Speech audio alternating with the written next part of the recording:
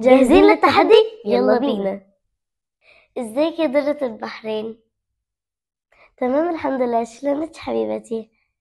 يلا نبدأ التحدي. يلا هبدألك بحاجة سهلة. يعني ايه اهلا وسهلا؟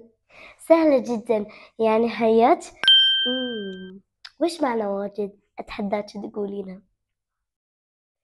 دي كمان سهلة، يعني كتير. تعرفي يعني ايه توكة؟ مش هذه ربطة الشعر؟ صح. تعرفين معنى طفشان؟ لا. عجل تعرفين معنى كشخة؟ برضو لا.